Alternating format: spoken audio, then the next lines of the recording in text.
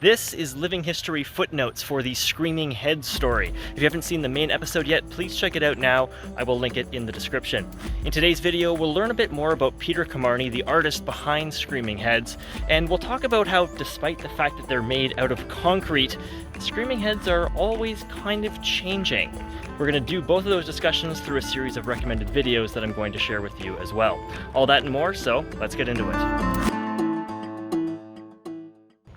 In some ways, this was a difficult living history video for me to make personally. A lot of the stories that I like to feature haven't had a lot of coverage, but obviously the Screaming Heads is very well known and there are a lot of videos that have been made about it.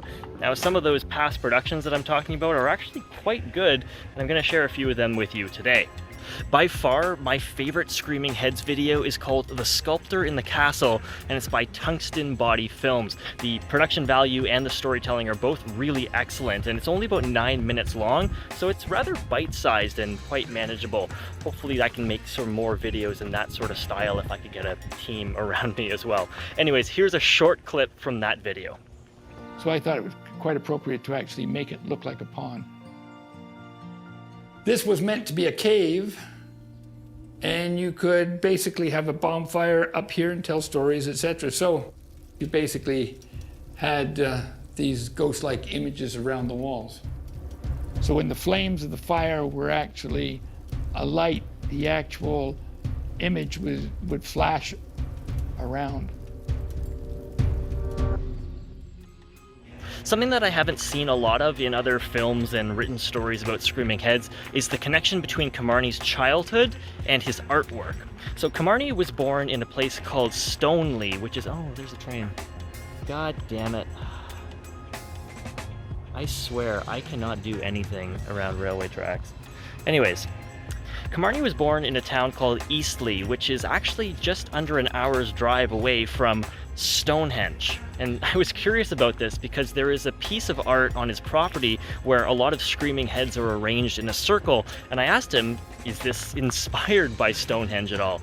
He said it wasn't a direct inspiration, or at least not a conscious one, but it may have subconsciously influenced the way that he arranged that artwork. Something that I personally find quite interesting about Screaming Heads is the fact that it is always changing, yet the main sculptures themselves are made out of concrete. And of course, this is because the nature that Peter has brought all around his sculptures is constantly growing up and evolving. There's an interesting saying that I've heard a lot in some other coverage of Screaming Heads where they say that the art installation is meant to look like a dragon. There's an eye, there's claws coming out, there's the tail sticking out the back. I personally have never really seen that, and I don't know if that's just a mental block, but I suspect it might have to do with the fact that nature has grown up around the Screaming Heads and it's sort of obscured some of the ways that it used to look, perhaps when it was more like a field a few decades ago.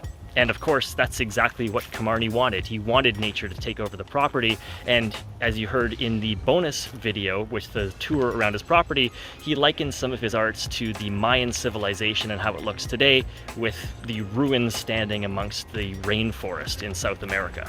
A really clear example of the rise of this nature is a TV news report that I found on YouTube. It's by somebody named Andy Bryce, and from the little bit I read, Andy seems like he's part of a family that was very important in Canadian history, but another story for another time. Here's a bit of that report now, and just take a look at how different Screaming Heads once looked only a few decades earlier. But the house is only the beginning. Here on a rise lies a series of concrete faces called the Screaming Heads. Each head is an individual, and from above they form the shape of an eye. It's made out of 26 discs. Okay, they're poured cement. They're approximately 16 feet high. It looks different in each season and demonstrates some basic elements of life, like good and evil, light and dark. The last thing I'd like to go back to in this video are the memorials at Screaming Heads. As we heard in the main video, Kamarny doesn't really think about what's going to happen to him after he dies. He doesn't believe in an afterlife, and he's just trying to live his life in a way that suits him best. As far as he's concerned, he will never know what's going to happen to the world or to him after he dies, so why think about it? With that in mind, I asked Peter if he's ever thought of having a sculpture burial for himself, like he's done for so many other people. He says that people have offered to do that for him, but the way he basically answered that question was, when you're dead, you're dead.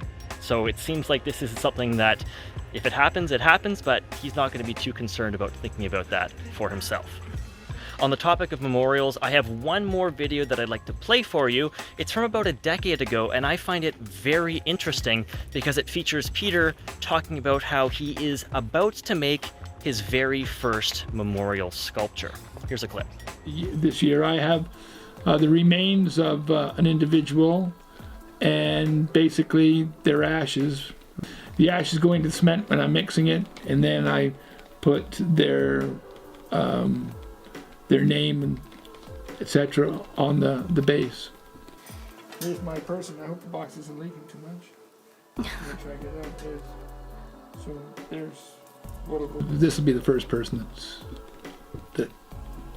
but the intention has been around for a while. That'll do it for this week's episode of Living History Footnotes for the Screaming Head video. As always, I encourage you to go and check out these places for yourself. I've actually heard from a few people that after seeing this video, they're going to prioritize making a trip down to Midlothian Castle and seeing it for themselves, which I love to hear. If you do go, when you do go, please take a photo, tag me on Instagram. I'm at Living History CA, and use hashtag Living History CA as well, just so I have a little better chance of seeing it. This time next week, I've got a brand new episode of Living History coming your way. It's a story about how a city in Ontario is working to recover from years, from generations of environmental damage. It was so bad that at a certain point, not even little plants, trees, shrubs could grow at all. Today, it looks like this. Until then, be well.